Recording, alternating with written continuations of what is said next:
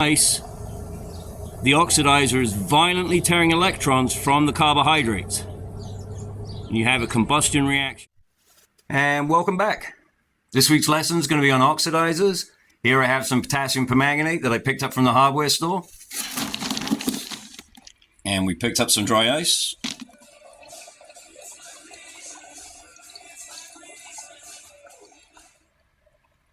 Now, if you just add a little soap to the top, you can see the atmospheric oxygen being replaced by carbon dioxide and water vapor.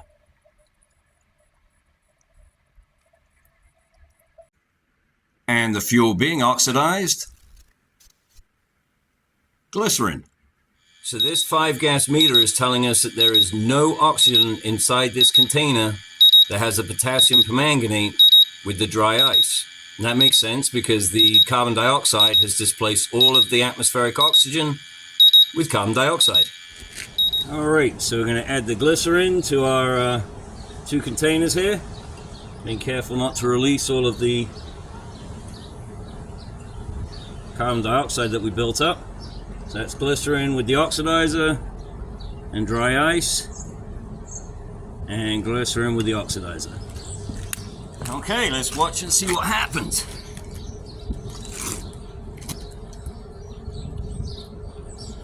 So the purpose of this experiment is to demonstrate that if the oxidizer has oxygen within it, it does not need atmospheric oxygen to react. So this is a classic example of an oxidizer oxidizing a fuel. In this case, we have potassium permanganate is the oxidizer. The fuel is the glycerin or glycerol. And what it's going to do is it's going to start stripping electrons from the carbohydrates that make up the glycerin. Now, as it does this, it's going to generate heat. And as that heat builds up, it's going to speed up the reaction. And there you can already see in the container that does not have the dry ice, the oxidizer is violently tearing electrons from the carbohydrates. And you have a combustion reaction. So that is glycerin with potassium permanganate. Potassium permanganate is the oxidizer, and the glycerin served as a fuel. Now in the other container we have the dry ice as well, which means that there's no atmospheric oxygen available.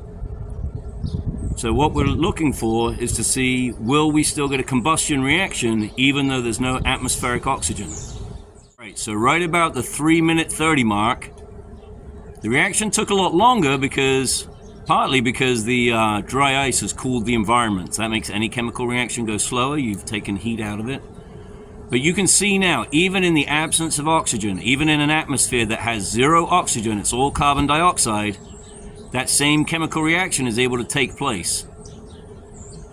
You're seeing the combustion of the glycerin caused by the oxidation of the potassium permanganate, or the oxidizer potassium permanganate. So even in the absence of atmospheric oxygen, that potassium permanganate, because it contains oxygen, we're still able to combust the glycerin or glycerol,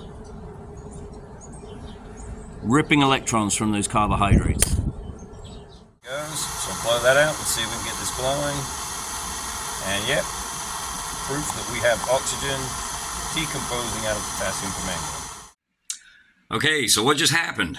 Well, we had a combustion reaction, and with all combustion reactions, there's an oxidizer and a reducing agent. In this case, the potassium permanganate was the oxidizer and the glycerin was the reducing agent. So as the potassium permanganate oxidized the glycerin, it was breaking it down into smaller chunks and forming new compounds. We got some carbon dioxide, we got some water, we got some potassium carbonate, and we got some manganese oxide. When you form these new compounds, you form these new chemical bonds, you release energy in the form of heat. And that heat caused the reaction to go faster. And the faster the reaction went, the more heat it produced. And so you get what is a thermal runaway. Now, the heat of the reaction got so hot, in fact, that the glycerin itself just started to burn in the air, combust with the oxygen in the air as well. And you have combustion. So what about when we removed all the oxygen? So we took a dry ice, which is solid carbon dioxide, which means it is a temperature below 109, minus 109 degrees Fahrenheit.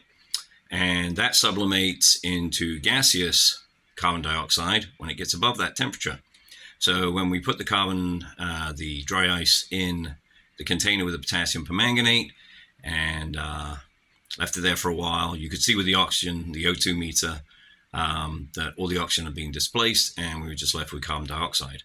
So could the reaction still take place? Well, yes, it could. As you could see, there was still a vigorous reaction. Now, it took a little longer, and I suspect that was due to the cooler temperature.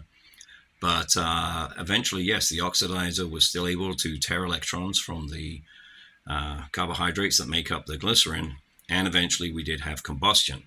Now, one thing I wanted to point out is that when potassium permanganate goes through thermal decomposition, that is when you heat it up, it releases oxygen. And that was demonstrated when we put the ember inside the test tube, and the glowing ember caught fire again with a bright, very characteristic flame of an ember burning in oxygen. So what does that mean for us first responders? Well, it means that if you see the placard behind me, please be aware that oxidizing agents can react violently and vigorously with organic matter, and they can also generate a lot of heat in a redox reaction. So you have two separate issues there. You have the threat of combustion, and you have the threat of being permanently changed chemically, both of which are not good. So that's this week's lesson on Maybe Hazardous. If you'd like to repeat the lesson, you can get potassium permanganate from a lot of hardware stores. If not, you can order it online. And glycerin you can find at the local pharmacy. And just as a side note, this is in fact the test in the HazCat or wet chemistry kit. If you want to confirm that you have glycerin, then you add the unknown to potassium permanganate and see if you get this reaction. Okay, so that's it for this week, and I hope to see you again next week on Maybe Hazardous.